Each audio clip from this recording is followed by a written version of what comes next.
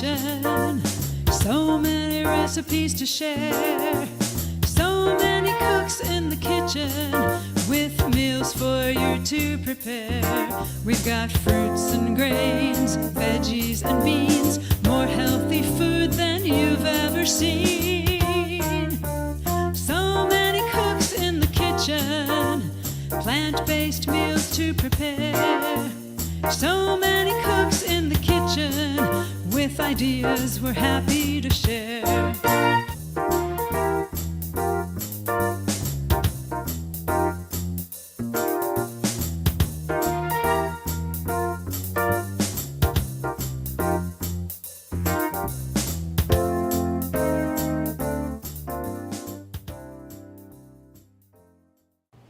Hello, and welcome to the September show of So Many Cooks in the Kitchen.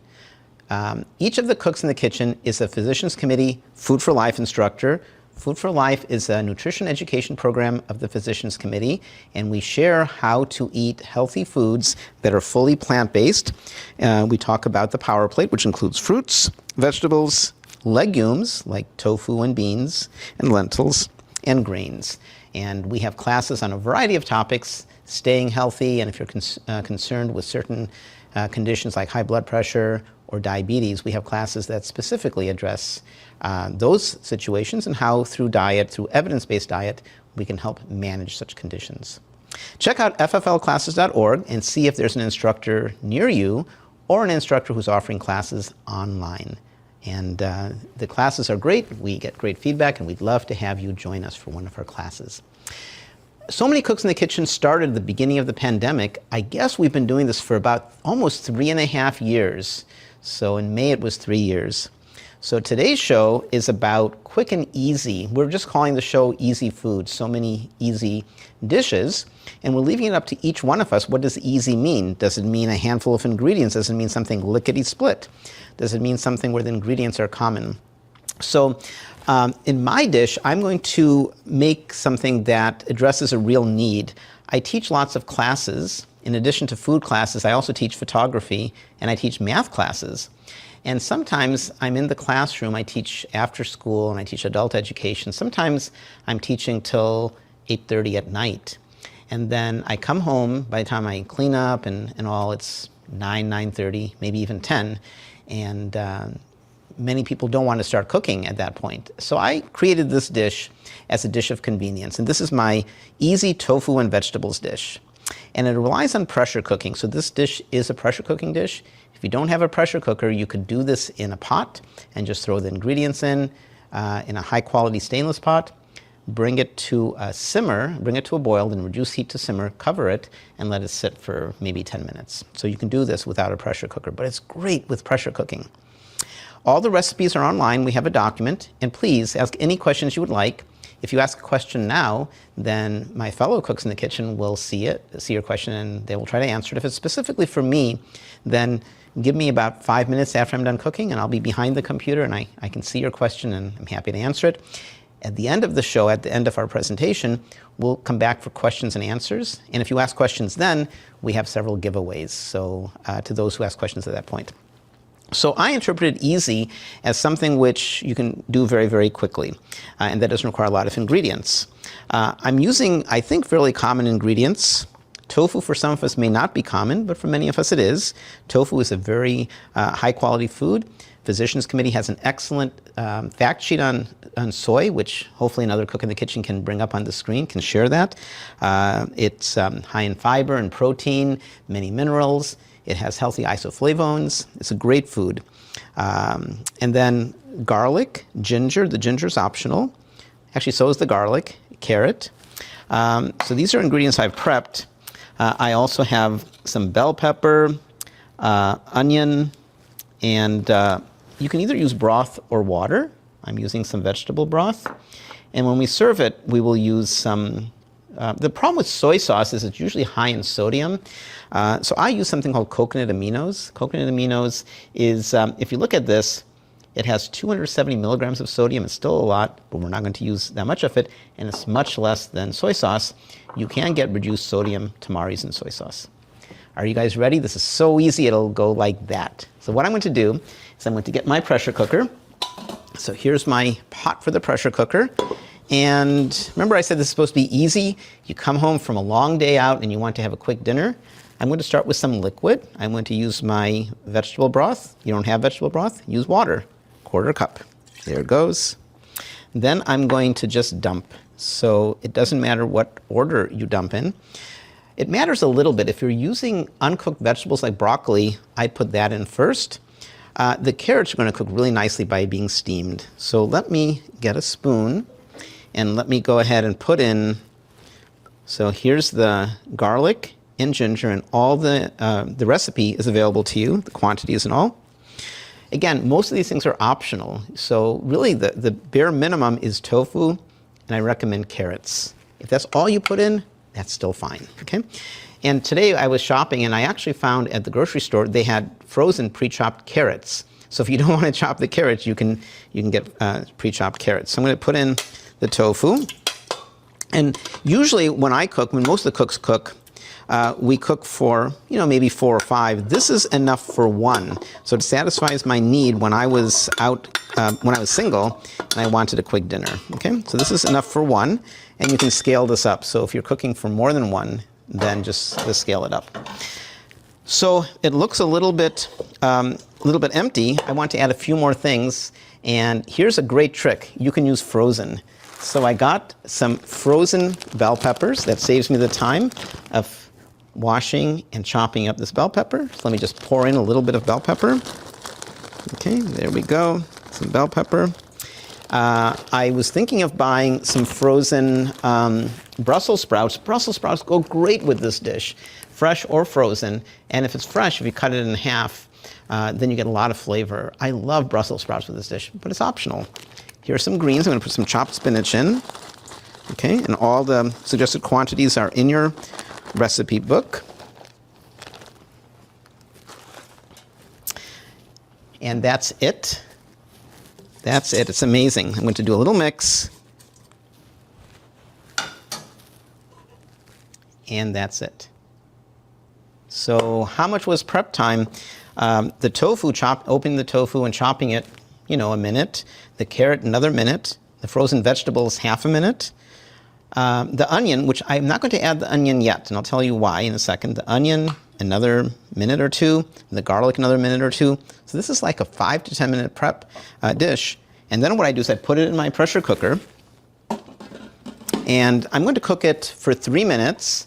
And the nice thing about these electronic pressure cookers, they don't need to be babysat. So I can press 3 minutes, and I just got home from teaching or whatever. I can leave the kitchen, I can change, get into my evening wear, come back. This takes a little bit more than 3 minutes. It usually takes about 2 minutes to come up to pressure, 2 or 3 minutes. So 6 minutes later, dinner is ready. How easy is that? So in the interest of time, because I'm not going to keep the camera for 6 minutes, let me pass on to the camera to Susanna Dickman. And Susanna, I can't remember what you're making, but Susanna, go ahead and make your dish, and would you mind passing it back to me afterwards, and I'll show you the finished product? Take it away, Susanna. Thanks, Dilla. I can't wait to send it back to you to see your finished tofu and vegetables. That looks so good. Hi everyone, I'm Susanna Dickman and I'm from Evansville, Indiana. You can follow me at Eat Plants Be Well on Facebook and on my website. Also join my husband and I every other Monday for Meatless Monday Evansville, where, just like the cooks you'll see today, we make a delicious plant-based recipe. Well, I know it's technically almost fall, and we're getting ready, I'm getting ready to start think about squash and all of the apples and all of the wonderful fruit and vegetables that fall brings. But I still have some zucchini and tomatoes and fresh basil left from my garden. So today I'm going to make a very easy 5-ingredient recipe that you can have as a main dish, you can have as a side dish. It's just really good. And what I like about it too, you're going to see my version, add whatever vegetables you have. Okay, so we are going to start with some spiralized zucchini. And I just wanted to show you, I have an inexpensive spiralizer that I've had for a very long time. And I use the big spiralizer, so it is coming out in thicker slices, which is how I like it. If you don't have a spiralizer, you don't need to go out and buy one. You could always just use your potato peeler or your mandolin, but be careful, use the guard, and just make zucchini slices. So I'm just going to add this to my bowl, and I'm going to show you how quickly this dish comes together. Now, I never waste anything, so, whoops, well, that fell on the floor, so I'll have to wash it, but these little pieces are going to go, I'm going to chop them real fine, and I like to make zucchini muffins, so they are going to go in that. All right, so let me move my spiraler out of the way, and let's get cooking. First thing we're going to start with is a shallot, and I like to use a shallot in this dish because we know shallots belong to the onion family, right? It's an onion, but it's not as strong as an onion. And because this dish is going to come together very quickly, I wanted something that was more mild in flavor. I'm not going to put any water in my pan until a little bit because we're going to get some water from the zucchini. So I've got my onion in there. Here, I know the recipe calls for 2 cloves of garlic.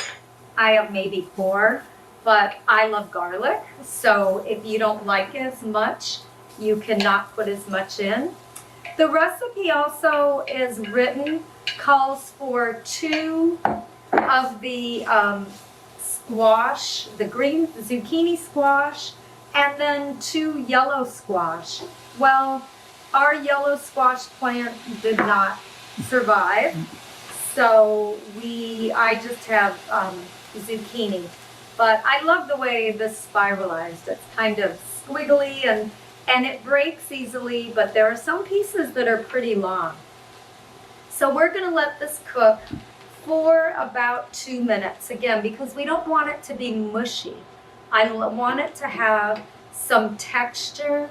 I want it to be warm throughout, but I don't want mushy noodles, okay? And I want my shallot to also cook too. All right. This would be a great dish. Like I said, on some nights, I just want a light dinner. So I will make this and it will be my dinner. I'm not going to add any sauce or anything to it. I'm going to add some salt and pepper when I'm done cooking. But if you want to add, you can add a splash of tamari or coconut aminos.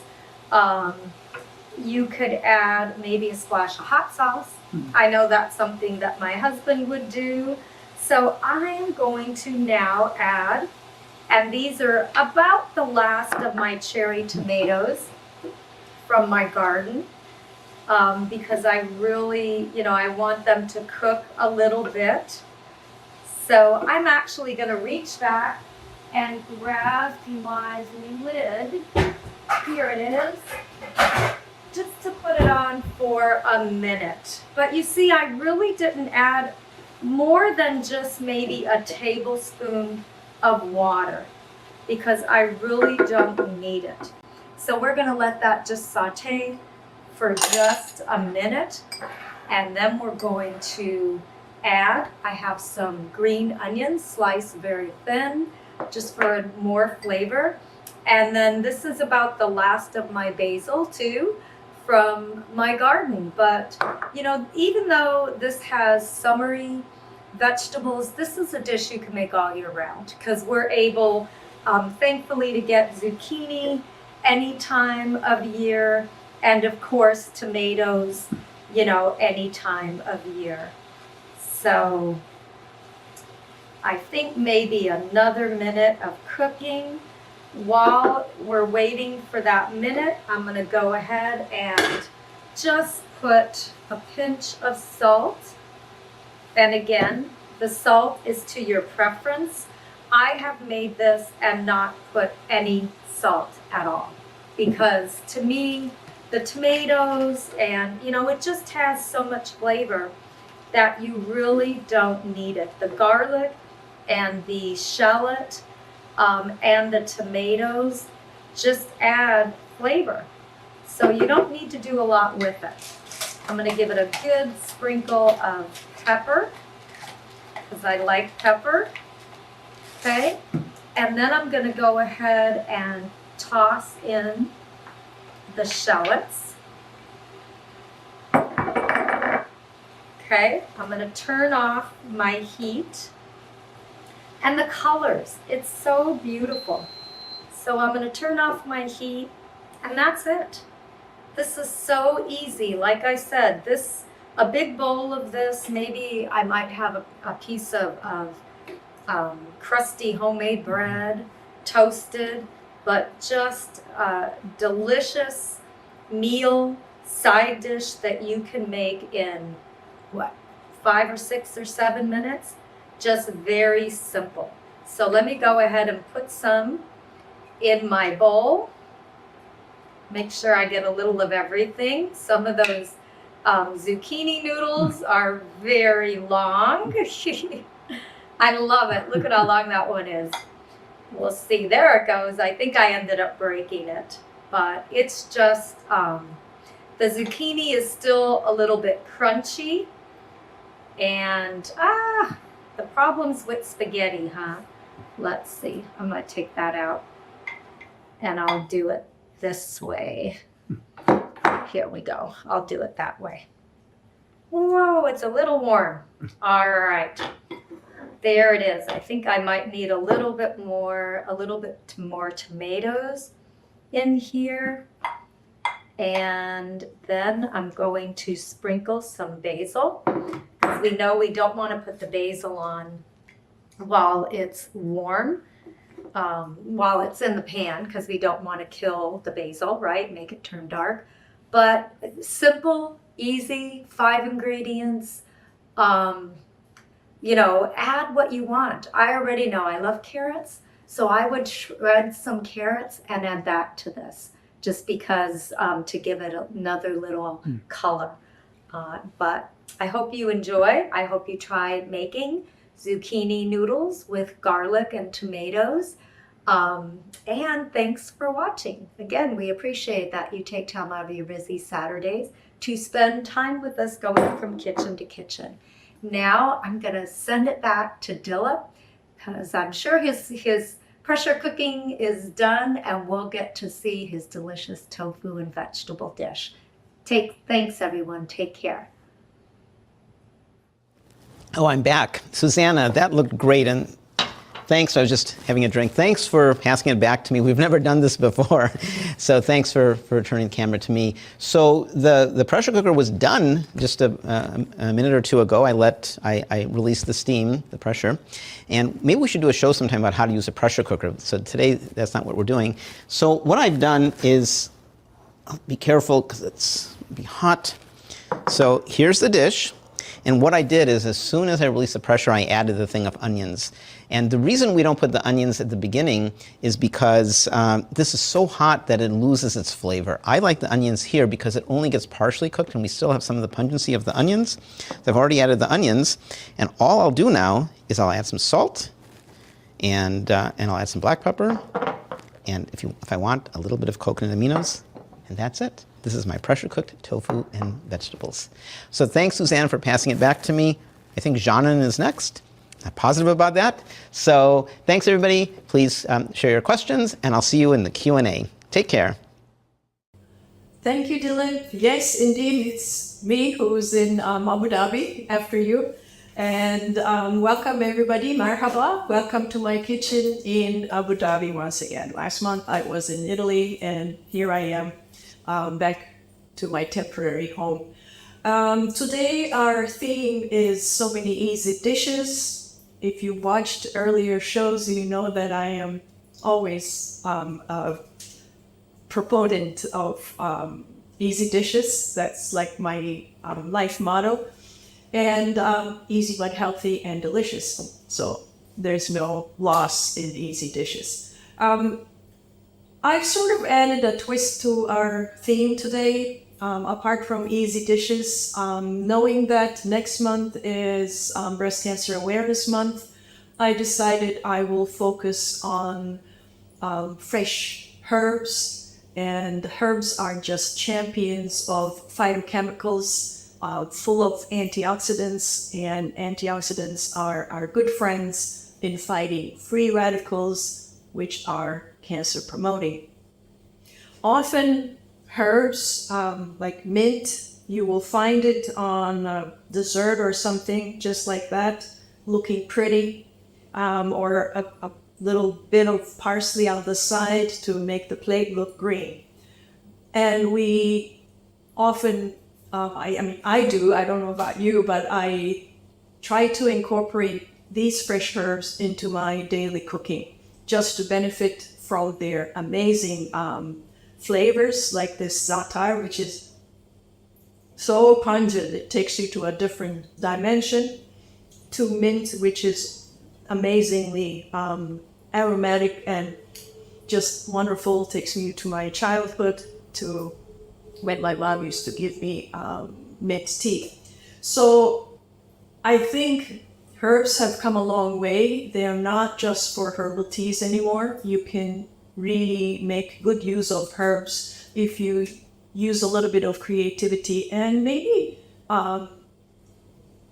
let go of possible herb phobia. What do I do with them? How do I clean them? So I just wanted to show you one of the ways that I make more use of herbs is that I clean them and I store them already cleaned in containers. This has already been cleaned. I bought all of these yesterday. You can see how beautiful and green it is. This is fennel, and they're wonderful. When I have them like this, I just grab the box, take a handful, and go on with my business. Because if they are still in their packaging and they haven't been washed, etc., next thing I know, they're already bad and I need to throw them, and we need to avoid food waste at all costs. So I recommend that you clean them. Maybe you don't have to really wash them. Some of them get damaged by washing, but I use them so quickly, washing doesn't hinder their freshness. So put a little piece of cloth, or I'm in my temporary home. I don't have too many cloths here, kitchen cloths. So I use paper towels, try to buy recycled ones or that ones that don't use virgin forests. And I keep them like this in the fridge. So you'll see my boxes are piled, -1. The parsley I've already taken into pieces and put it here.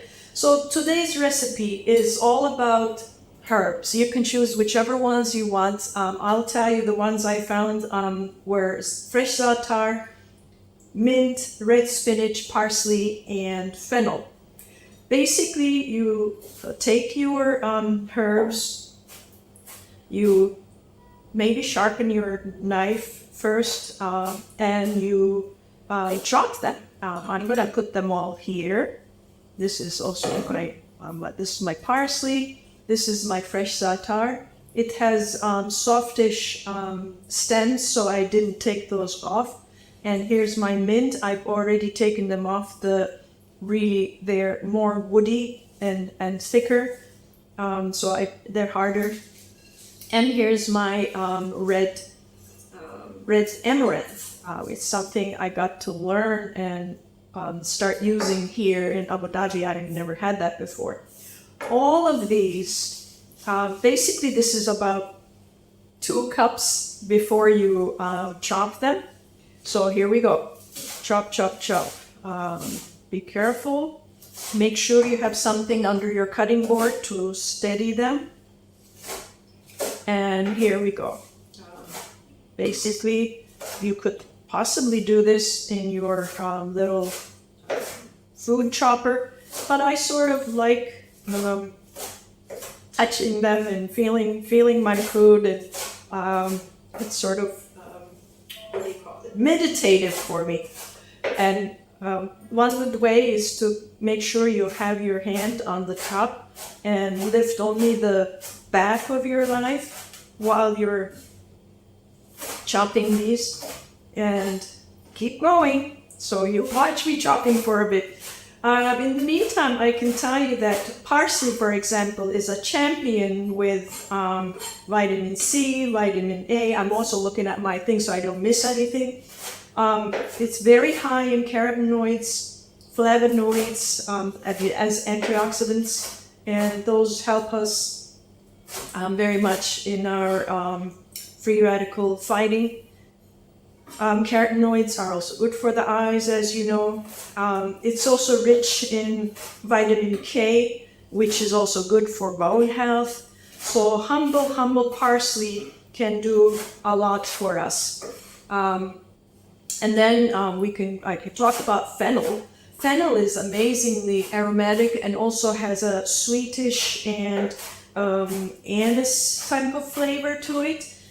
I just found out that it has more than 40 medicinal, ethnobotanical medicinal uses all over the world, ranging from promoting mother's milk to helping stop flatulence to calming effects and so on. So apart from the fennel's amazing also antibacterial, anti-cancer, anti-inflammatory properties, also it's been used in culinary and ethnobotanical uses all over the world. And za'atar, I found out, has been used for more than 1,000 years. It's sort of a wild cousin of our regular thyme and oregano. And it's very, very rich also in phytochemicals such as polyphenols and flavonoids.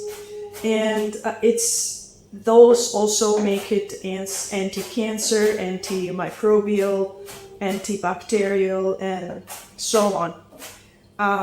Mint is also very rich in antioxidants, has also antibacterial and anti-cancer properties too. Red spinach, the red amaranth, is also very high in minerals, calcium, magnesium, and phytochemicals, surprise. That's all the ones I've used today. Look, as I was chopping these finely, I've reduced the amount greatly. And here we come to the end of my chopping and to our dish. Earlier, I cooked some brown rice in the Instant Pot and kept it warm. So basically, this dish has two components: brown rice and chopped herbs. What you do is to take your brown rice into a bowl. Then I take about 1 cup of the cooked rice. I cooked 1 cup, so there's more than 2 cups cooked here. Here's my brown rice, nicely cooked. My little handy dandy gizmo for picking up chopped things. You just put the two together and you mix it. We don't want the herbs to cook. We just want them to wilt so that we still have their freshness. Look at that. Isn't that just delightful? I don't know if you can see it well, but it's just looking beautiful. So remember, about 1 cup cooked brown rice with 1 cup finely chopped herbs, and you get something so fantastic. And if you think, I'm going to taste it. If you think it's just too much herbs, you can add a little bit more rice. But the idea is to really benefit from these amazing aromatic herbs. So now this can be a side dish, or it can be your quick lunch. You can sprinkle it with some sesame seeds for extra good calcium and good fats. You could also make some gomasio with your sesame seeds using sesame seeds and seaweed and a little bit of salt, and just to enhance it. So this is my recipe. Oh, I'd like to just let you know that I ran into this recipe watching a new documentary. It's called The Healing Kitchen. It was in the episode 7. So I'm grateful for this recipe from that documentary. I don't agree with everything they say because they really promote the use of ghee and coconut oil, which are not in my culinary list of ingredients. I don't promote the use of those extra fats, but their other recipes have been phenomenal. I really like them. So I hope you like this lovely recipe and you try it at home. Yeah, as I say, do try this at home. And please try other herbs, those that you like. Before I say goodbye, I would like to introduce to you Carolyn Strickland in Montgomery, Alabama. Take it away, Carolyn. Bye, everyone. See you next time in one of my kitchens. Bye. Thanks, John, and that looks great. I'm Carolyn Strickland. I'm in Montgomery, Alabama. Welcome to my back porch.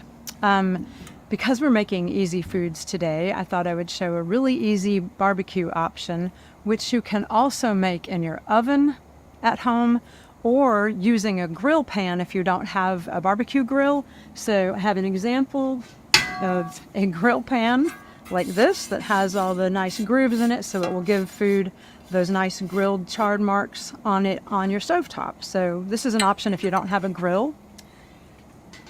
All right, so when using a grill, you always want to have gloves because it's really, really hot. I've already started some of the kebabs to show, but I'm going to show you how we did this. So using tofu, and some samples of tofu would be using something like an extra firm tofu is what I used. You could also use a super firm tofu that doesn't come in the plastic tub. It just comes kind of vacuum sealed in the refrigerator section as well. So you could use either one, extra firm or super firm. And then we're going to take some skewers. You could also use bamboo skewers if you have those and you don't have metal ones. Just make sure you soak them for maybe half an hour or so in water first so they don't burn up on your grill. So first we're going to start with pineapple. So I have some pineapple that I bought. This is so easy. I already bought the pineapple in cubes at the grocery store. So it's already cut in cubes. And then some maybe big slices of portobello mushroom or baby portobellos if you would prefer. And then a slice of red pepper. So I have some red pepper cubes, probably about an inch. And then tofu that I have just marinated for a little while in barbecue sauce. So the barbecue sauce I like to use, you could use homemade if you want to, so you can really control the amount of sugar and other ingredients that are in it. One other option would be something like Stubbs Original, because Stubbs Original is actually really low in sugar. It's the lowest in sugar I've found on the market. Just 5 grams of sugar total in 2 tablespoons, which is actually the lowest I have found of any of the commercial brands, but I'm sure there are others out there, so just read your ingredient label and look for the ones that are lowest in sugar. I've seen some that were like 12, 15 grams of sugar in a serving. That's a lot. So go for a little bit lower sugar option. So we'll just thread the already marinated tofu. So I've marinated it for just, 15, 20 minutes or so in the barbecue sauce. And you don't really need to press all the liquid out of it because it's going to sit on the grill and get, really hot and really cooked. So you don't want it to dry out too much. So might as well just not press it too much. So I started with pineapple. So I'll go back to pineapple again, and then another piece of mushroom and another piece of pepper and another piece of tofu. And keep threading them on there like that until you run out of your ingredients.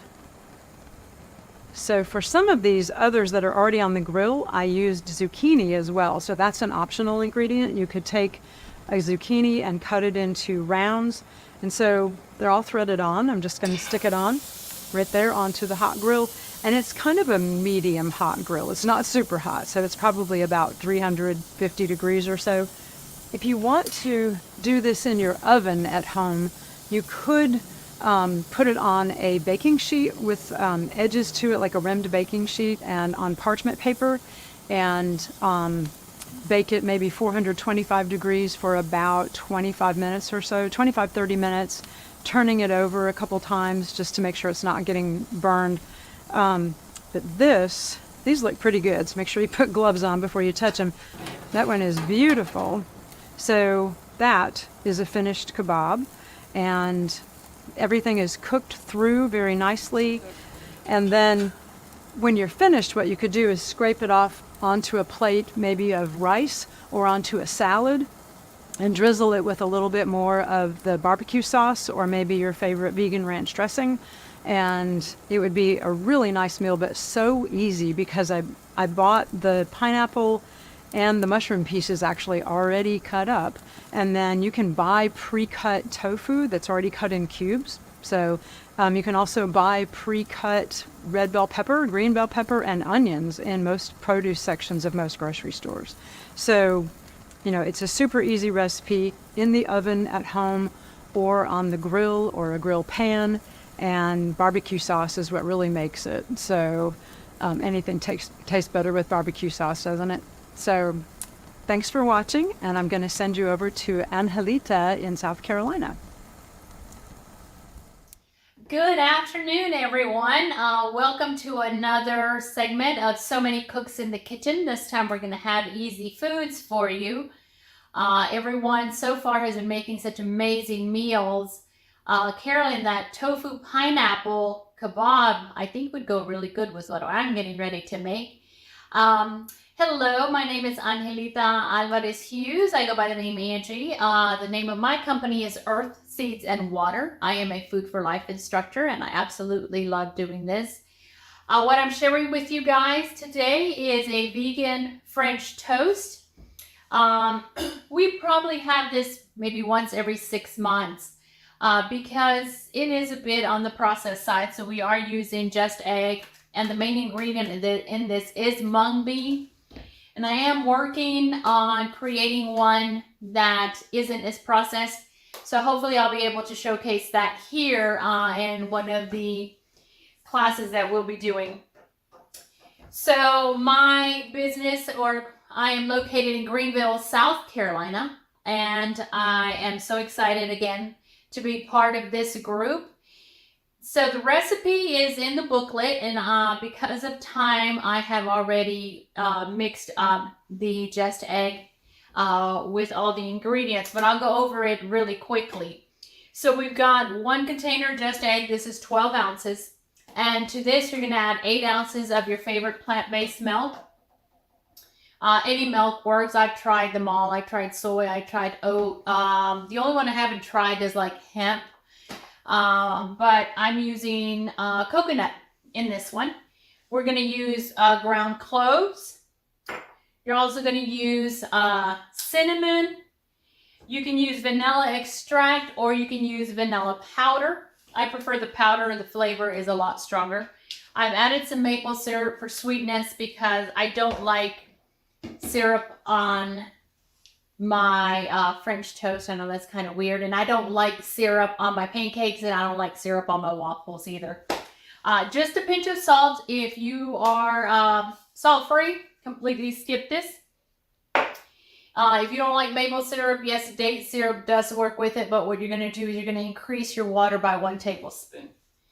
Right, and so because the Just egg is thicker than the regular egg, you're really going to want to mix it, and it's going to take a little bit of time for you to get that cinnamon incorporated. So the other thing you can do is you can put it in your blender or your NutriBullet or whatever it is you use to make smoothies with, and just put it in there and pulse it until it all combines. So then what you do is you just let it sit for 5 minutes because you want all those flavors to get incorporated. And then you just go back in there and you mix it. And what you do is you take a non-stick pan, you put it over medium heat. Now everyone's stove is different. If you've got an induction stove, it's going to heat up different if you've got a gas range. Also, I've cooked on gas ranges that heat up super fast. Mine is one of those, so medium high heat to me is a little bit on the higher side. So once I start cooking these, I'm going to lower my heat down depending on how fast they're cooking. We're going to, well, let me back up a little bit. This is the only seeded sourdough bread that I could find. So this is smaller than the normal size. So the recipe says it'll make 6 regular size pieces of bread, but you can use any bread that you like. I haven't tried it with gluten-free bread, but I don't see why it wouldn't work. So what we're going to do is we're going to take the bread and we're going to put it in there, let it soak up the content, the liquid egg, let it soak it up. Flip it over on the other side, let it soak it up. I leave it in there for maybe 10 seconds, maybe not even that long, just depends. I don't like my French toast to be soggy. I know some people do like it that way or moist. So I always toast my bread, again, for that very reason. But if you like it a little bit more moist, you don't have to toast it at all. And again, you can use any bread that you would like. So this is already warming up. And we're going to be using a little bit of cooking oil spray. No, whatever you want to call it.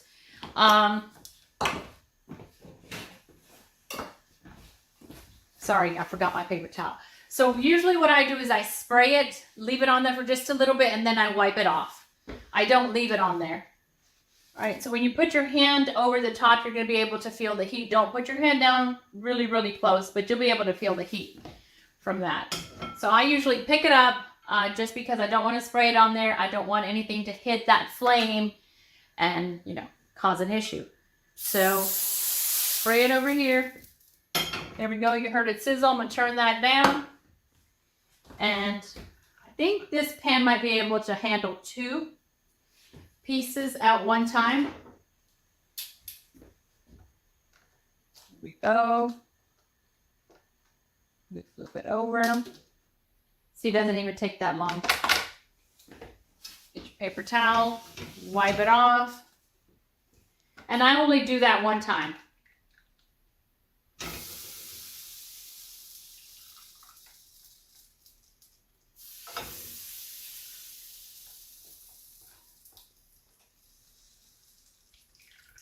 You don't necessarily have to use the exact same spice combination. Again, the recipes that we give you are just a base on how to cook something or how to create something. You can, you know, substitute that, you know, with whatever you like. If you like apple pie seasoning, you can put that in there. If you like pumpkin pie seasoning, you can put that in there as well. If you want to add a little bit of allspice to it, you know, feel free to do that also. There's no wrong way of doing it. It's whatever you like and whatever your family likes and what you can get them to eat.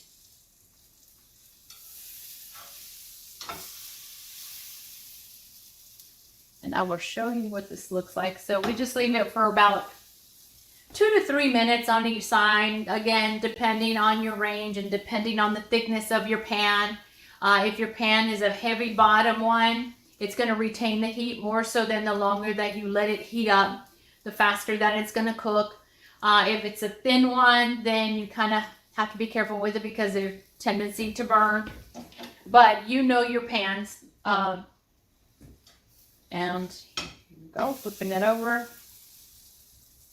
And you can serve this with fresh fruit. You can serve it with fruit preserves. You can serve it with mangoes and bananas.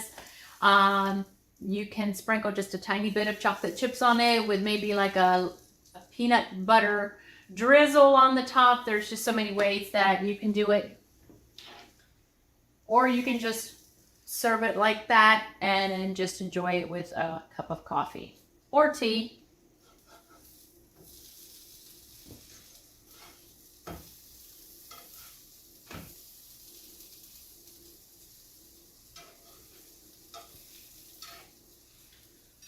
There's the first one. Usually the first ones take a little bit longer. And just like the first pancake or the first waffle, usually the first ones don't turn out as pretty as the other ones. But take your time. I know that children enjoy making these as well.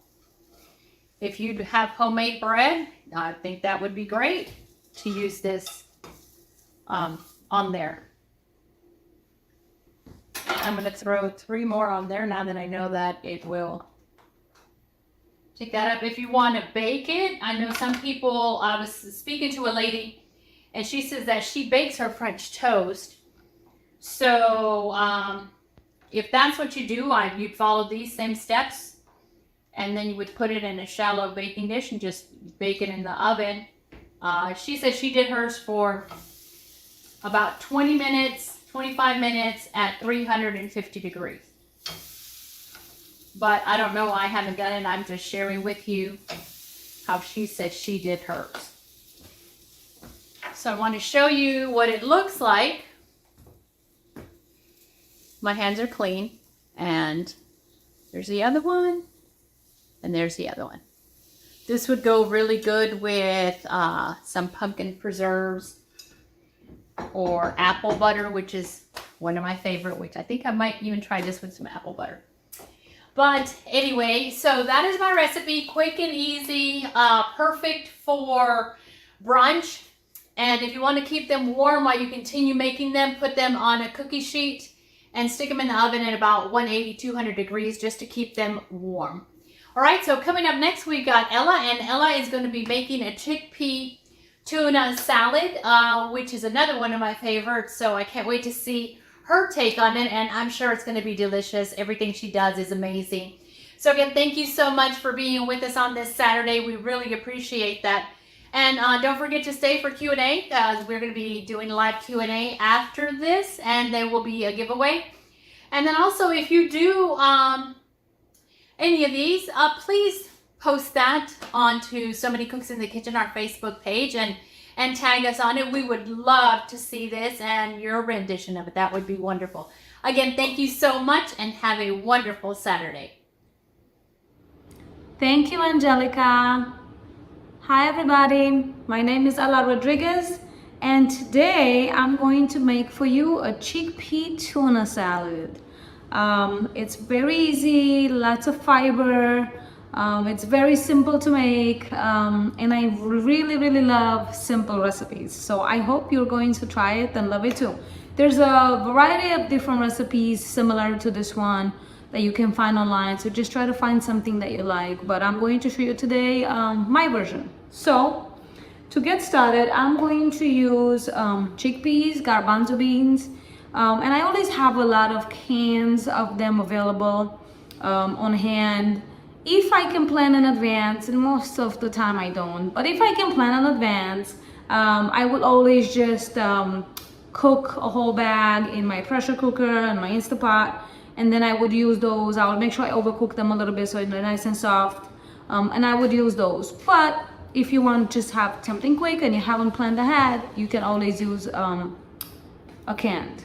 I usually like to reserve the liquid, so I just open the can. You always want to wipe out the top, and I'm going to reserve the liquid because when I make my own hummus, and we're going to use hummus in this recipe as well, I usually like to use this liquid instead of oil, and it really works great. So I just reserve the liquid over there, and I'm going to put a few cans of chickpeas on the side and this bowl. There we go. We do not want to have the liquid in this particular recipe. And I'm gonna step over here, and then I get to choose to mash them a little bit. You don't have to, but I find that sometimes they stay better on whatever you're going to put in. You can use a fork, or you can also use a potato masher. It's up to you. So I'm just going to mash them just a little bit. Again, it's totally up to you. You can totally skip this step. If you're going to put it between two pieces of bread or something like that, it stays better if it's mashed, but it's totally your choice. We're not going to go crazy, just a little bit, just like that. And now, to those two cans, I'm going to add another one. And for that one, I'm not going to mash it at all. I particularly like the texture, you know, when they're whole like that. My jar was full. And we really love chickpeas in our house. Like I said, other people call them garbanzo beans. And my kids like to have them just like that. Sometimes they want just garbanzo beans for lunch in a little container, so I have them as a little side dish. So, okay, so we have our chickpeas, garbanzo beans, and to that I'm just going to have some fresh cut veggies. So I have different color peppers that I'm going to add, about a cup or so. This recipe is so forgiving, so you can add as much or as little as you would like. I'm going to add some onions, red onions, and you can add white onions. You can also skip it if you don't want to, but I really like them for the nutritional value, cancer fighting properties, you know, the peppers for the vitamins, vitamin C that they contain. So I like to put as many different colors as I can in this recipe. And then I also have celery for the extra crunch and extra fiber to it. So that we're just going to mix them around. And to this base, you're just going to have to add some seasoning and something to kind of bind them together. So sometimes you could add also, to give it that kind of fishy flavor, you could add seaweed, or you can eat it with seaweed on the side. But I find that we don't really need it. So I don't know why we really call it chickpea tuna, but all right. So at this point, you would use some mayonnaise, some kind of sauce to kind of bind it all together. You have a choice of using different vegan mayonnaise that you can find on the market. Usually there are a lot of oil in it, so I have them. I have it in the house. Sometimes when I have guests coming over, I try to use that, who are non-vegans. But when I make it for myself at home, I like to use hummus as a mayonnaise base. I make my own hummus with just the chickpeas, and I use this liquid as instead of oil. I do put some tahini a little bit sometimes, just some garlic, lemon juice, and cumin. That's all I need to make my hummus. But you can also use store-bought hummus if you'd like. So I'm just going to put some hummus, and that's gonna be our so-called mayonnaise, to mix it all around. And then to this, depending on how much you made, you're going to add some seasonings. And the only seasoning that I usually add is salt, pepper, and sometimes a little bit of relish, just to give it that little tanginess. So I have over here a tablespoon of relish that I'm going to add. I have white black pepper, white pepper, sorry. White pepper. I'm not using black just so it doesn't show as much in this recipe. So you can use any pepper you want. I just happen to have that one from a recipe, so I'm using it. And some salt. Again, as you're making this recipe, always start with less, and then you can always add more as you're tasting it, and you see how you like it. And that's about it. So look how easy it was. Even children can make it, right? Yes. Okay, so at this point, you can serve it on a bed of lettuce if you would like, just like that. Or you can serve it on some bread. I have a little bit of toasted bread over here, so I can put it like that, kind of like a sandwich. And eat it just like that, off one side a sandwich. Or I like to use romaine lettuce and kind of do a boat out of them. Looks pretty. And then for extra protection, I put another one at the bottom. And then I can put some beautiful little tomatoes, baby tomatoes over there, just to make it look prettier. So, it's all falling apart over here. The idea is that it tastes good and it's healthy and good for you, right? So here are the two different ways that you can eat them, but of course get creative and eat it in whichever way you would like to. And here is my chickpea tuna salad. I hope you think it's easy enough and you're going to give it a try. And this tastes great as leftovers for a few days, so you can have it for lunch, for yourself, for your kids, and so on. So I hope you get inspired and give it a try. Thank you for watching, and I'm gonna pass it down to Debbie in Florida. Thank you. Hey everyone, your looks fabulous. So folks, we are looking at easy dinner items or easy meal preps. One thing that I absolutely love is to have a well-stocked kitchen and a well-stocked refrigerator. One of the things that I do on a weekly basis is I prep my sweet potatoes. So I always have a sweet potato made and ready to pull out of the refrigerator. You can see that I have several that I've done already, and those will just be placed in a plastic bag or in a glass container and put in the refrigerator. So I always have these. What can I do with them? Well, we're going to make a sweet potato bowl out of this one. You can see it's nice and soft, actually a little bit caramelized. So the next thing that we're going to do is add a little bit of a salad into this. I have arugula here, and arugula has a little bit of a strong taste, but I also wanted to point out something. When you buy arugula in a plastic container, you will notice that there is a lot of moisture. I like to take it out of that little plastic crate and put it in a Ziploc bag, and I put the paper towels in the bottom to absorb that moisture, that extra moisture that is in the arugula. And you may find that that's the case with other greens. If you don't eat them as quickly as most people do, these are going to get soggy and they're going to really disintegrate. So I like to put them in a plastic bag with those extra layers of paper towels to keep them preserved for at least a few days. Okay, so I'm going to add some of my arugula, and I did chop it up. If you eat arugula a lot, you know that it's long and it's stringy, so I like to chop it up so I don't get any big pieces in my mouth when I'm taking a bite. Okay, the next thing that we are going to add to the arugula are black beans.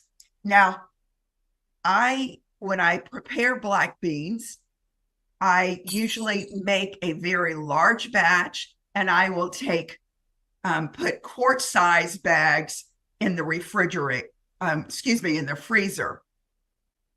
So from the big pot, I have 4 quart-sized bags, and 3 of them go into the freezer for another time. When you need beans, those can be defrosted literally in minutes if you put it in the microwave, or you can let it defrost naturally in about an hour or 2. Now, I have right now in the refrigerator some black lentils, so that's what I'm going to use. But most of us will have some type of black beans canned in the cabinet or in your pantry. So, don't worry about having these canned black beans. They're good. I like to get the organic ones. I also like to get the ones that are low in sodium, because when I make them myself, I am not adding extra sodium to the pot. So we're going to add our black beans, or right now, black lentils, into this beautiful sweet potato bowl. And you can see that it's already filling up. So I am going to make this bowl a lot wider. You can't do that with a regular bowl, of course, but you certainly can do it with the sweet potato. So I'm going to make that much wider so that I can really stuff this sweet potato. The next thing that I am going to be adding are some beautiful peppers. Now, I have a mixture of red peppers and orange peppers here. We know that our peppers are filled with vitamin C, and getting the various colors is always very healthy for us, because we want to make sure we have that beautiful rainbow on our plate. So let's just add some more. I have orange and red bell pepper here. The next thing I am adding is beautiful mangoes. And I have these nicely chopped up. You could do them in strips if you would like. They're falling off. But I got my mangoes. And once again, we're getting a rainbow on our plate here. Next, I'm going to top it off with an avocado. Sometimes you may wonder if your avocado is still ripe. And if you pull the little pluck off and you look at the center here and it's still green or light brown, you know that it is still quite healthy. But if it starts getting darker, you may have an issue with that avocado. So I am just going to slice it here. And also, when you have an avocado, you probably know this already, but you want to wash it beforehand. So I peel that off, and now I'm just going to make little slices here, because what I don't want to do is ruin the whole avocado, because I'm going to serve it or save it in the refrigerator, and that avocado seed is going to help me preserve it. Okay, so I've got my avocado and I'm putting little pieces on top here. Now, if you don't have any of these things, that's okay. If you have other things that would be good for this sweet potato bowl, that would be fine as well. If you have garbanzo beans, that is also a very nice change to this recipe. But you can see that this is a delicious meal. I am going to top it off with a little bit of lime juice. So let me squeeze my lime right on top of there.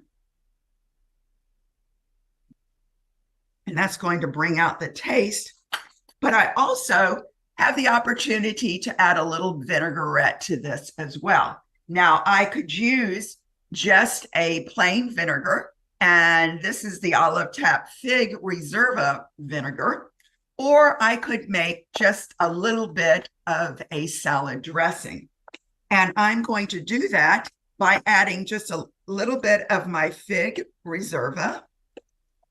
And then I have some apricot paste. And apricot paste is just taking the whole apricot, soaking them down in water and then putting them in the blender to form a nice paste. You've heard of date paste. You may probably have heard of prune paste or fig paste. So this is an apricot paste.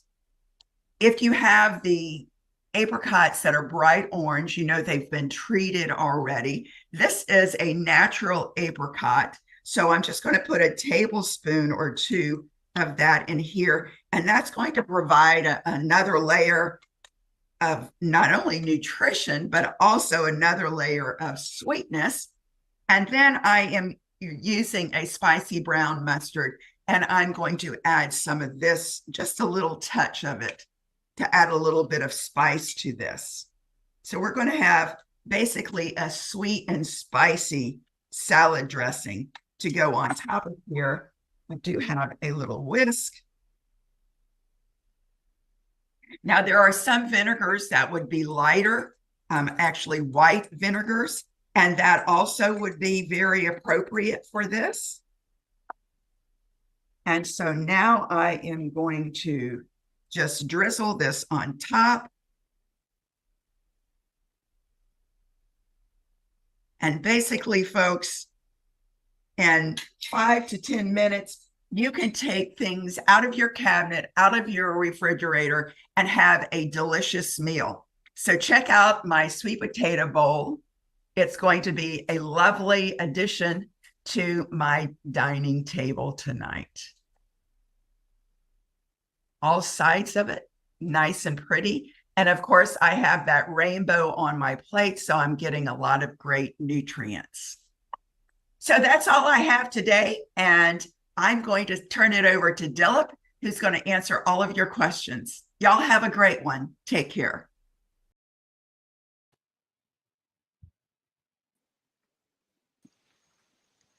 All right. Thank you. Thanks, Debbie. Hi. So, Hey, hi everyone. Debbie said to me she had something really important going on in her church, and she had to dash off right after cooking. So I'm glad Carolyn, you and Susanna can join, and we have some good questions that have been coming in. There's been a great show.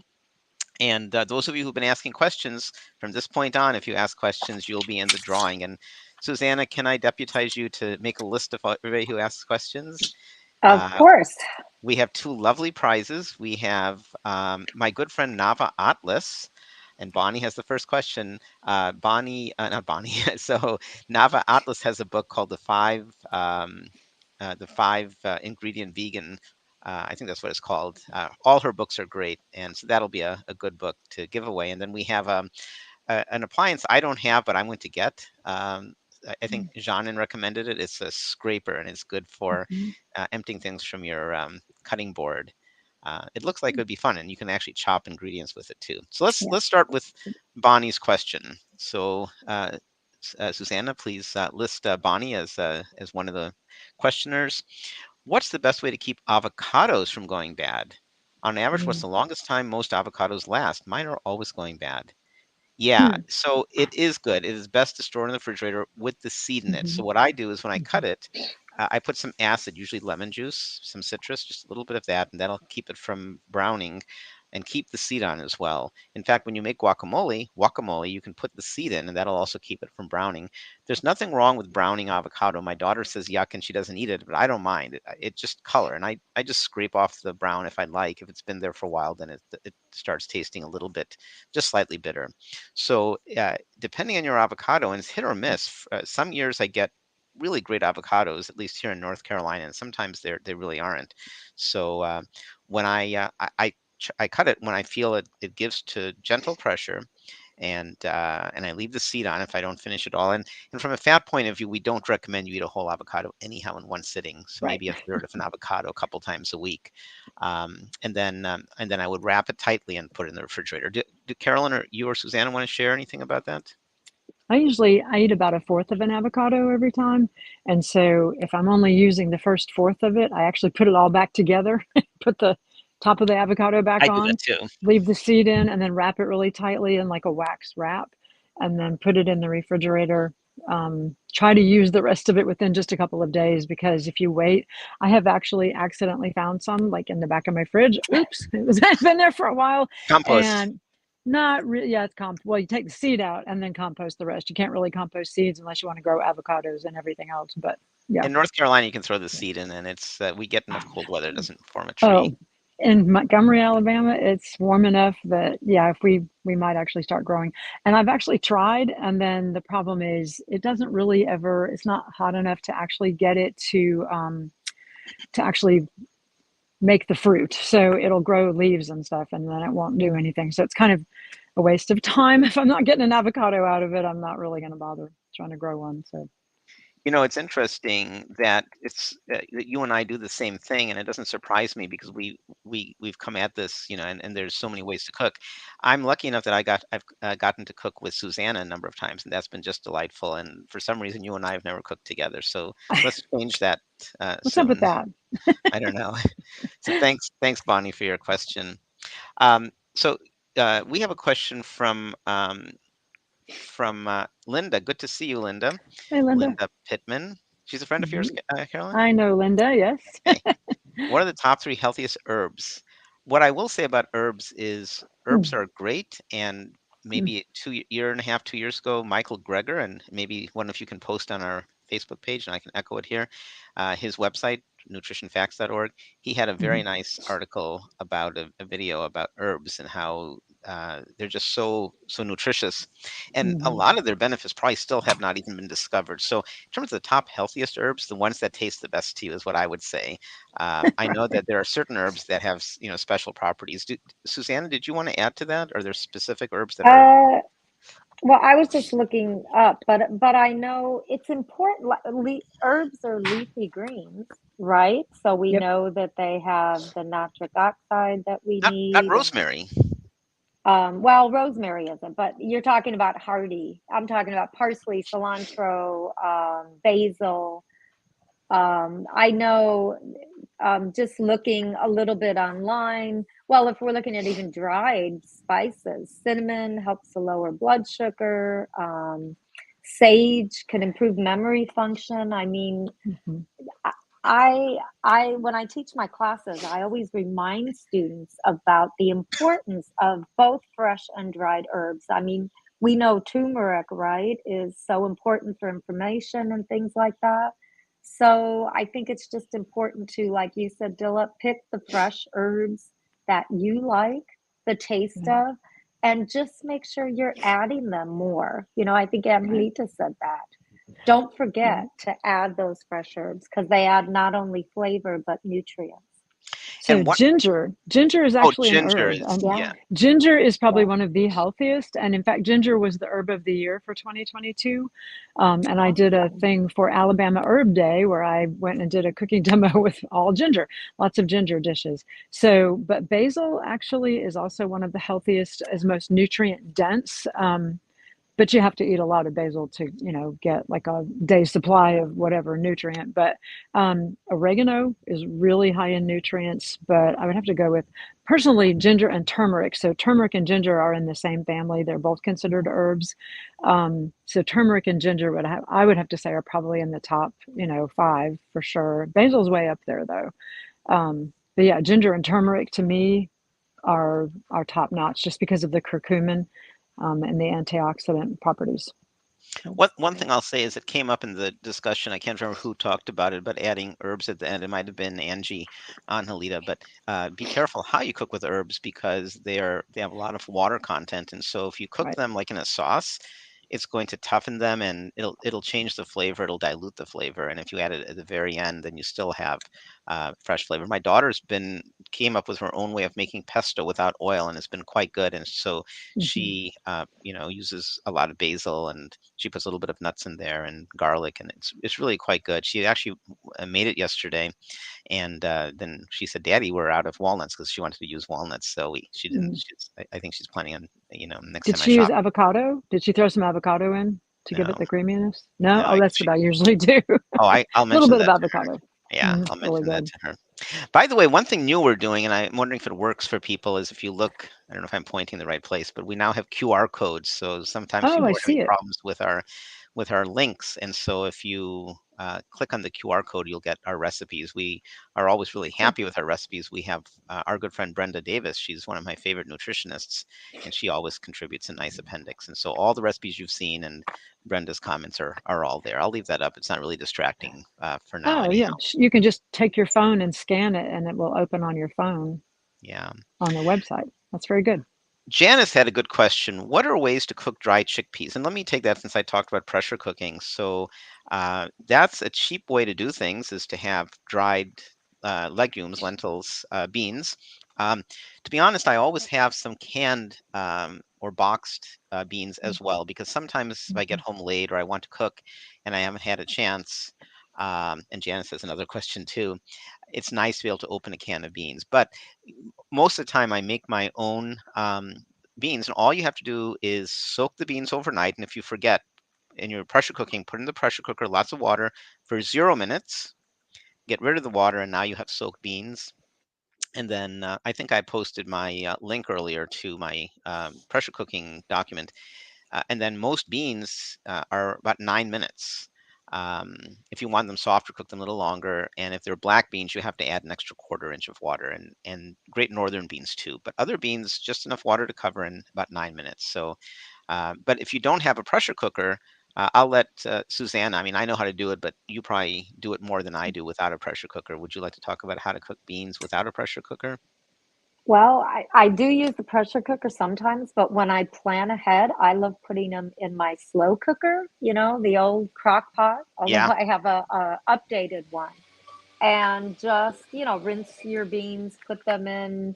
I like to do it overnight. So I set it to probably low overnight. I'm trying to think. And just cover the beans with water until they're completely covered. And you wake up in the morning and you've got beans that, you know, chickpeas I love because I'll make chickpea burgers, hummus. I love just spicing them, putting them in the air fryer to make a little crunchy snack. You know, but I love putting it in the slow cooker. I don't like cooking them on the stove, which is probably my least favorite. Yeah, be But the careful with that, slow because cooker is my favorite. it's important to keep your kitchen attended, and the pressure cooker is one of the very few counter examples. The modern electronic pressure cookers, not the older ones, the modern electronic pressure cookers are fail safe. They cannot go wrong if there's not enough water or if there's an electrical problem. It'll just turn off. And so that I feel very comfortable leaving unattended. So you can go ahead, if you're going to work, put your beans in and say, cook for 9 minutes, or don't start cooking till 6 p.m. or whatever you want, and then you'll have the beans ready to go. So that's one benefit of electronic pressure cookers. Can you guys hear my neighbor doing I got to go inside. Yeah. I think my neighbor's They're starting mowing. to leaf blow. Yeah, they're doing something. I'm Oh. going to go back inside. So Oops, Mary, sorry. good It's fun to question be from outside Mary. when it Should was we add really pretty, spices but at I the have to go end? inside. So it depends on what you're doing. If you're cooking something like turmeric or something else, you want to cook the turmeric. Cumin, a lot of hard spices give more flavor as you cook them. So what we were talking about is really more herbs, not so much spices. Susanna or Carolyn, did you want to add to that? Well, so Sorry. hardy herbs like rosemary, thyme, those can go in at the beginning of cooking. But basil and parsley, which are you know, delicate kind of herbs, you want to put those Right. in after, because Yep. they'll just, you know, basil just turns black and really slimy to me if you throw it in hot stuff. I agree. So, I agree. yeah. Yeah. And It needs to you're go in at welcome, the Mary. end. Yeah. Yeah. So thanks for the question, Mary. Let's see. Did we take this question? There was a question from. Oh, here's a question from Janice. Dry herbs and spices can be Okay. cooked in the Another one. beginning. Yeah, if they're dry, Right. but if they're Right. fresh, then you want to wait. And Yeah. by the way, it's worth mentioning that there's different quantities. If you're using fresh herbs, it's different from dried herbs. Dried herbs are concentrated, so you use about a third less, a quarter to a third less than fresh, because fresh are have still so much water in them, which dilutes the flavor a little bit. There was a question. Let's see. I'm hoping Eric is still on because he had a lot of good questions. And Eric, now if you ask your questions, you're in the, you'd be in the drawing. I'll go ahead and because he asked one that I wanted to talk about anyhow, and that was he was asking if we all have vegan families, and I think speaking for the three of us, we do. But it's a good. Well, we're talking about immediate family, Carolyn. Oh, yeah. You Oh, live with all yeah. vegans, and you do, Well, right? my husband, yeah, but I wouldn't, Yes. yeah. You're So an when you empty have nester, adult so kids, you can't control what they eat. So right, no, right. yeah. So, but let's take that. So I'm hoping he's still on, can ask, but is eating out a challenge? Was his question if your whole family isn't vegan? So I think all of us, our families are vegan, and so it's easy. We know what we want to get. I do find it difficult, like if we have a visitor. We had a reunion, and one of our relatives, one of my wife's relatives, was a heavy meat eater. Actually, I'm just not used to it. And we went to a restaurant where Yeah. they had. Vegan, plenty of vegan choices, and he chose the non-vegan ones. I'm just not used to being around it, so I did find that difficult. Oh, Janice, this was the question. Janice had the question, how do you make pesto without oil? So my daughter uses walnuts. And what I do is when I make, it's been a while since I made pesto, I just leave out the oil and I add a little bit of lemon juice or some liquid, a little bit of water, and I blend my basil. It tastes different, but it does the job and gives you a nice sauce. But I love my daughter's. It's kind of more crunchy, kind of solid like pesto, and she likes to mix it in with a marinara and put it on top of pasta. Mm. If Mhm. any of you got a chance to catch the last kids show, which was last week, I was really impressed because my daughter figured out on her own how to make gnocchi. And I've served gnocchi a number of times, but I've always bought it. I never even thought about how to make it. So she figured it out, and it's easy, and she does a really Wow. good job. We had it for dinner yesterday, actually. Mhm. You can watch any of our shows, the kids shows or adult shows on replay. You can go to so many cooks.com and watch them. We've been doing these shows for like 3.5 years. So we have adult shows 12 per year. So that's 36 plus 6. We have like 42 adult shows. And at this point, Wow. probably, 12 to 15 kids shows. There's a lot of shows out there. All right, let's see if there's more questions coming in. Okay. Somebody had asked earlier about oil. What's a good oil to be used? And I answered it in chat that the program we're on, Food for Life, um, who wants to explain, maybe Carolyn, why we don't cook with oil? Or very rarely. Yeah. I use a tiny bit of oil on the bottom of my cast iron pan, and I don't use the cast iron very much anymore. Dr. Barnard, who runs PCRM, he's been citing some evidence that uh, you know uh, cast iron could contribute to brain degeneration, and so his recommendation. I'm not sure if the evidence is solid or if it's almost solid, if it's definitive yet, but his recommendation is if you're using cast iron, once or twice a month. And I like my cast iron, but I've been dramatically using it less in the last several months since I've heard this. But that's where I do use tiny bit of oil, not every time. But if I cook in my cast iron, maybe every half dozen times, I'll put a little bit of oil and I'll wipe it off. When I'm cooking tempeh, I like to put a little bit of oil and I wipe it off as well in any kind of pan, and it helps brown the tempeh. But Carolyn, do you want to talk about the question came up about what kind of oil we use? And actually, before I give it to you, I did want to say in the old days when I always used oil, I just liked olive oil, the smell of it, the flavor of it. But strictly Mhm. speaking, from a culinary perspective, you want to use what's the word? High smoke point, because olive oil Right. has a low smoke point, and so Right. Right. grapeseed oil is better. But why are we talking about oil? So why don't we use oil, Carolyn? Right. Well, when I saw that question come up, my first thought was the best oil to use is vegetable broth. So it depends on what you're cooking, but we don't use a lot of oil because oil is very calorie dense, but it doesn't give you a lot of bang for your buck. So if you're getting in 2.5 tablespoons, there's 300 calories. 2.5 tablespoons is like a really little amount, and that's 300 calories. So it's extremely calorie dense, and you're not really getting much nutritional benefit for it. So looking at foods that are much less calorie dense and really fill you up is kind of what we strive for in the Food for Life program. So we're trying to keep calories low, keep fats low, especially saturated fats, and then obviously cholesterol, which is only found in animal products. So yeah, I mean, oil is one of those things that just adds fat without adding a lot of bang for your buck. When it comes to 300 calories, it's probably better to eat 300 calories worth of beans and grains and vegetables than 300 calories worth of oil, because you get fiber. There's no fiber in oil. There's No So fiber. there's just not a lot of nutritional Eat, benefit to eat it. the olives. Olives have fiber and have some nice Right. nutrients. Right. And doesn't it What? take like 50 olives or something to make a tablespoon of olive oil? I mean, nobody would actually eat I 50 don't think it's that olives. many, is it? Is Yeah, it? I want to say, depending on the kind of olive, because some yeah. olives are bigger than I others, just don't but know. the little normal ones that most people find in cans or whatever they are, the little black olives, I think it takes like 40 to 50 olives to make a tablespoon. And you're not going to eat that many olives, so, but you're getting the fat from that many olives with every tablespoon. One thing I tell my students is, so one thing that's really cool is there's so many people in this space, so many people who are talking about the tremendous benefits of whole food plant-based eating. There's some honest differences of opinion. So we recommend 10% fat calories. There are other good people who recommend a little bit higher, right? So Right. there is some honest differences of opinion on fat. But whatever it is, almost everybody says don't eat more than this much fat, whatever that is. We say 10%. My thought is if you're going to eat a little bit of fat, I like chocolate, and I'd rather reserve my have chocolate. I'd much prefer eating Exactly. chocolate than oil, right?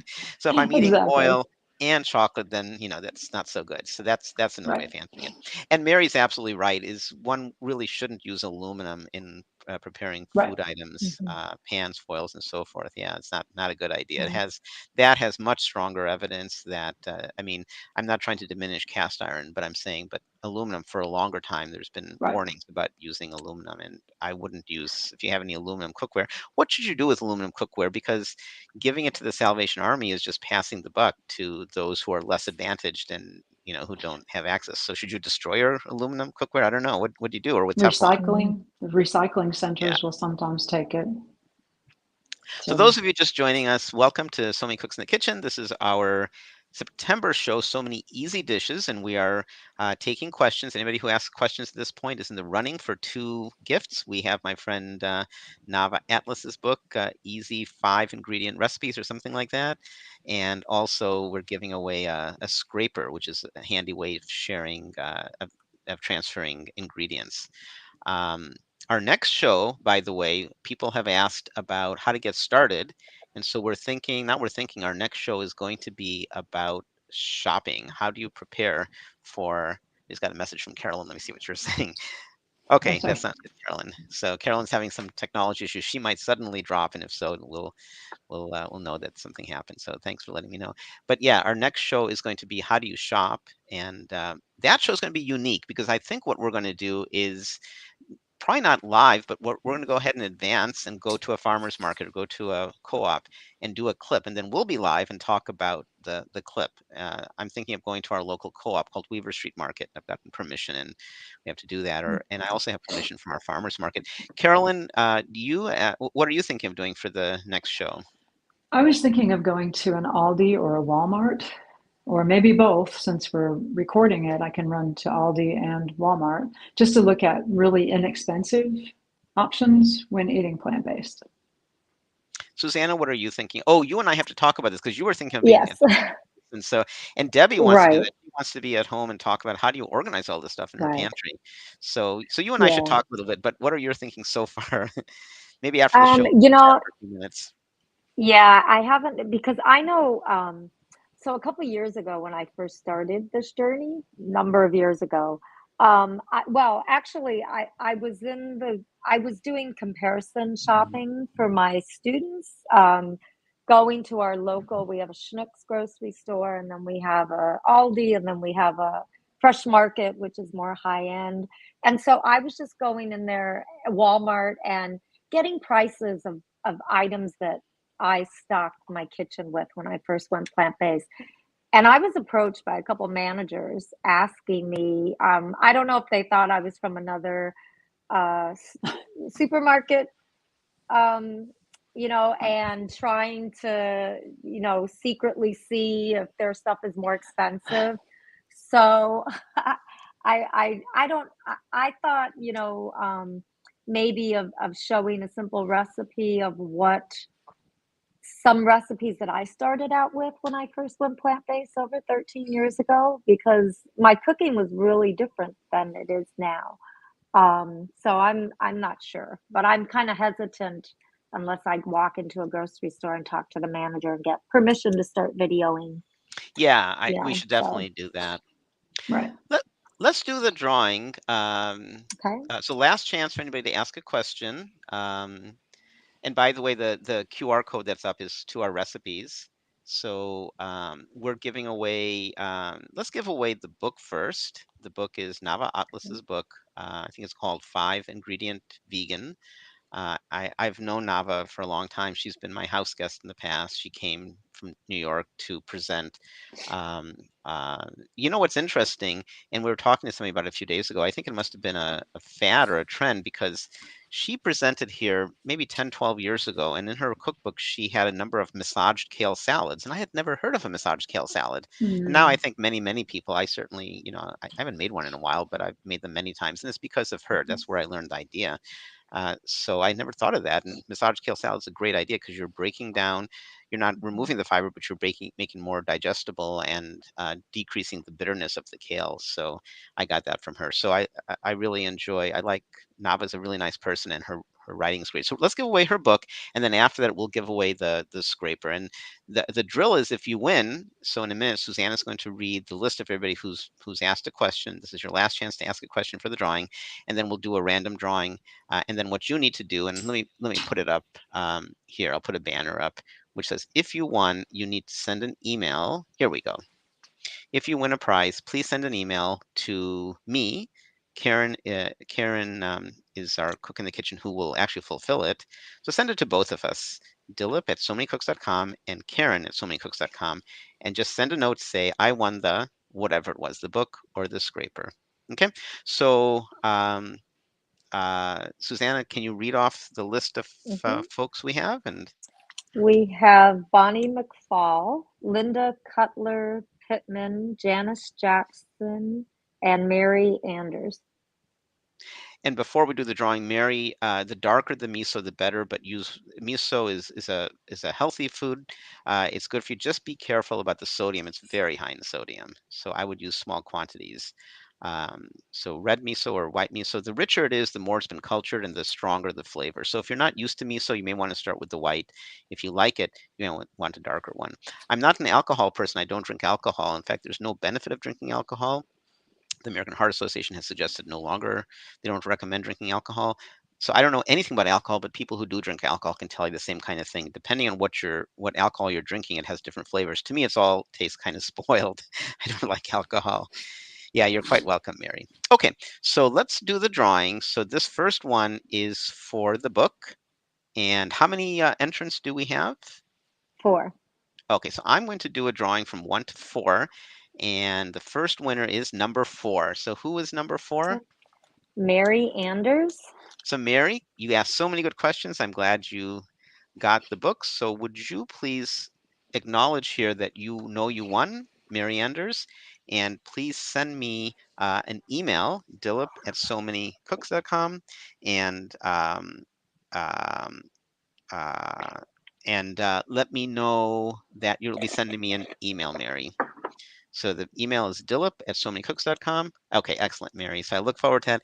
And I've written down book, but I have a terrible handwriting. So just to be sure, could you please, in your email, say, I won the book, and we'll get you the book. The second prize is the scraper, which I want to get one of. I don't have one. And if we draw 4 again, then you don't get that. We'll give it to the next person. The winner of this is number 4. So let's draw again. It is number 3. So who's number 3? Okay. Janice Jackson. Janice, congratulations. And you also had lots of good questions, and you contributed about the herbs and spices at the beginning, and you asked about the pesto. So Janice, please acknowledge that you're here and that you'll be sending us an email, and your email will say that I won the scraper. It's a stainless steel scraper. It has, I think, some measurements on it. You can use it. Do the two of you have the scraper? I don't. Yeah, I do. don't. I have I one. do. Yeah. I love it. It comes in handy to scrape and to chop, and the Scoop. measurements on it are awesome because I can never remember. So it's like I want Mine to doesn't have Google measurements. Oh, mine does. Mine just a makes flat it so scraper. nice. Yeah. Yeah. Yeah, Mary, you're right. So you'd send the email to Dilip, spelled exactly like you did, at SoManyCooks.com. And Janice, great. So please, Janice, send an email and let us know you won the scraper, and we'll get that sent your way. And I'll probably order one for myself. I think that's great. I'm sorry, I was distracted with this. What were you guys saying about the scraper? Oh, I don't. Oh, I have two, but mine doesn't have measurements on it. It's just Okay. a bench Yeah. scraper. It's like a chef's bench scraper. Yeah. Yeah. The measurements are awesome. I was just saying, you know, Mhm. you're in the middle of cooking, you're like, oh, how many is this? And I can just Mhm. right there. So it's great. I love it. Mm. Yeah, I think that'll be fun. I look forward to getting one. They're not that expensive, and it looks like it'd be handy. Mhm. And I was looking at some videos, and they're really good for chopping a whole bunch of things and for cutting dough and things like that. So I think that'd be nice. Mhm. So anyhow, our next show is about how to shop, how to get started. A number of people asked us. You can always send us an email or a post on social media about the topics you'd like. And a lot of people said, "How do you get started?" And we thought shopping would be a good way to do it. And I think with Debbie's addition of pantry organization, that would be good. Um, we might think of other topics and how to get started. And then, of course, that brings us to the holiday season. So November, the kids want to do a Thanksgiving show, and we always do a Thanksgiving show. And I'm sure we'll do that again. We haven't actually decided. We have a date. And then December, we always do like a holiday dessert or a holiday treat. So we'll probably do that. And pretty soon we'll have a January date as well. So. All right. So I think that about wraps it up. I know Carolyn needs to go as Gotta well. go. So Bye. bye, Carolyn. Thanks everybody for watching, and please join us for our October show. That'll be a fun experience. We're doing several new things today. How did that work? I was cooking and I realized, hey, the pressure cooker's not going to be done. And I asked Suzanne, and she was really nice. Mhm. She sent it back to me. We've never done that before, and maybe we can do that when it's appropriate. So any of Mhm. us who wants to start a dish and then pass and then come back on a little bit later. Let's see, we got a couple messages. Yeah. Okay, that's a good comment. So leftovers, that sounds good. Yep. And okay, excellent. Mary, I'm going to check right now and see if I got your email. And I didn't so far, but sometimes it takes a minute. So please make sure you included Karen at SoManyCooks.com, and then we should get it. And if for some reason it doesn't come through, then just try again. I'm sure it will come through. We'll make sure to get you the prize.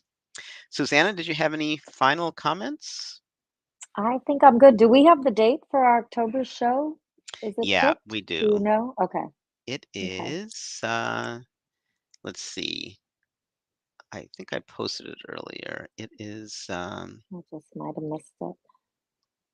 Let's see. Our show for October is.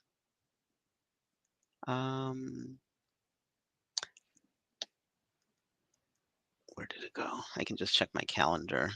I think it's like around October 20th, I think. I think it's the 21st of Okay. October. 21st. Okay. Yeah, it is October 21st. Okay. Yeah, Awesome. we have another comment coming in. Okay, yeah, you're welcome, Janice. So thanks everybody for watching. Hope you got some ideas that you can use in the kitchen. Please let us know how it goes if you try some of these dishes. And we will look forward to seeing you next time. Thanks for watching. Yep. Take care, everyone. Bye. So many cooks in the kitchen, so many recipes to share. So many cooks in the kitchen with meals for you to prepare. We've got fruits and grains, veggies and beans, more healthy food than you've ever seen. So many cooks in the kitchen, plant-based meals to prepare. So many cooks in the kitchen with ideas we're happy to share.